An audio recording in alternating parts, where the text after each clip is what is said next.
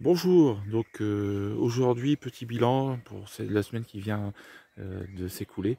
Bon, dimanche dernier a été un dimanche, on va dire, stratosphérique au niveau miellé.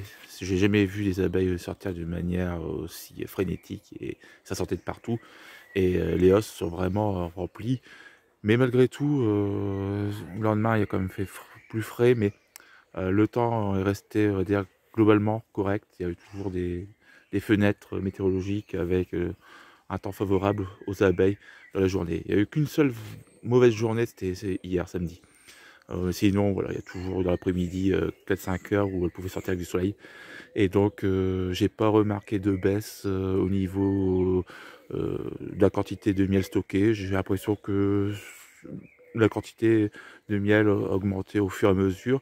Et j'ai fait quelques visites et à chaque fois, j'ai remarqué la présence de nectar fraîchement stocké. Voilà, ça a coulé un petit peu.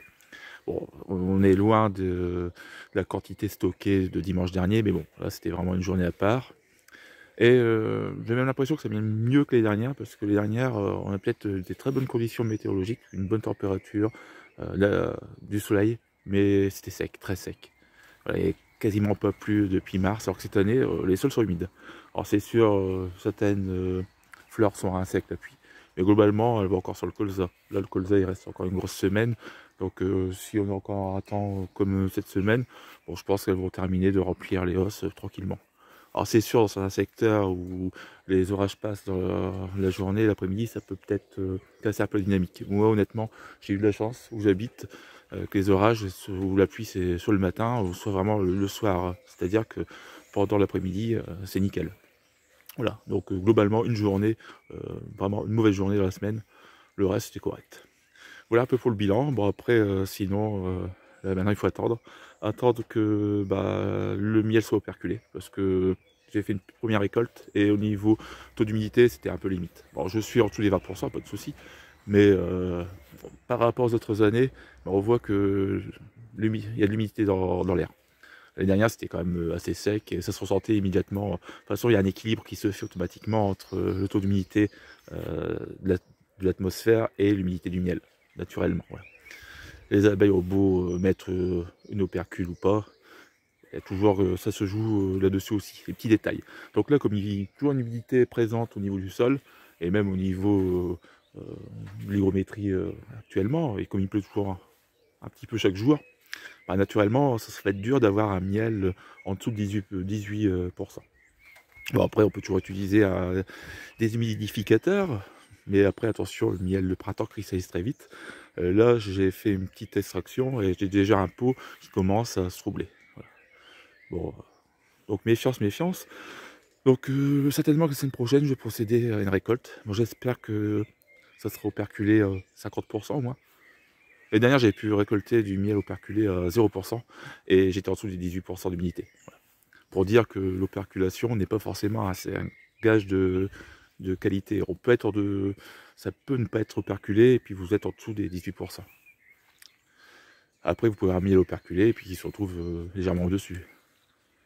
On va penser à bien étalonner aussi l'appareil parce que si vous n'étalonnez pas, vous allez avoir une mauvaise surprise.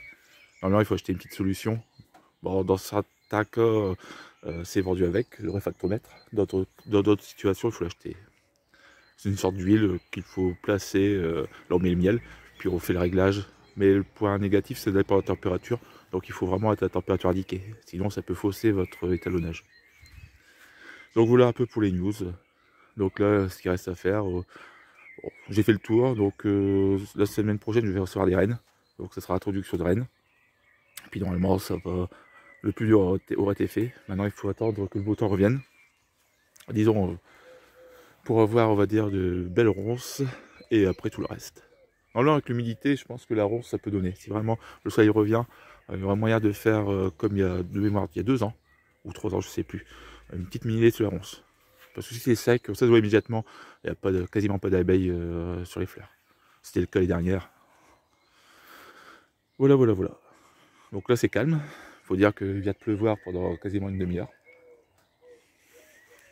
Ça ne fait que pleuvoir. Tous les jours, un peu de pluie. Voilà, voilà, voilà. Allez, je vais vous laisser. C'est le petit bilan de la semaine. en espérant avoir de bonnes nouvelles la semaine prochaine concernant la récolte. Bon, c'est vrai que j'ai peut-être de la chance cette année de faire une récolte, alors que dans d'autres endroits, on va dire, comme il n'y a pas de colza, c'est un peu la cata. Comme quoi le colza, être dans une zone un peu agricole, culture intensive, par moments, ça a aussi quelques avantages, notamment avec le colza qui est une source, on va dire, incroyable de protéines, de pollen, de protéines, et aussi de nectar. Allez, bon courage!